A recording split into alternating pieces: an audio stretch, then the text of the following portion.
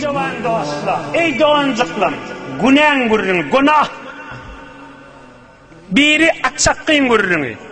Atçakkıda her atçakkı olanına milyarlarca pul sen Türkmenin elinden bu git diye kumarın üstü bilir.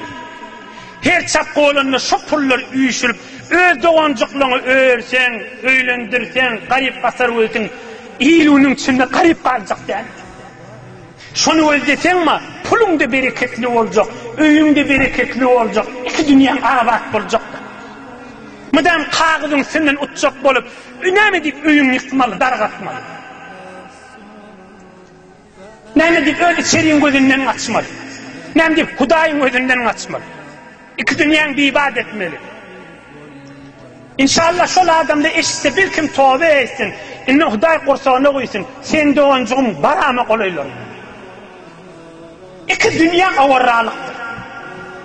Necire garip doğancıklığına verilmeli pul, garip görsün mescidin ağzını oğulcuğu bilin, gelin otu, ya ahunu, ya molla, ya birdadın yanına geliyor, bakın başka kişiye bakıp bilene. Ahuncan çürük pulun yok. Ahuncan pulcal var, ahuncan pulcal var. Kime aitmalı o hanışın? Hesi aydın ben kime aitmalısın? Güne 20 nefer geliyor, kime ağasını vermelisin?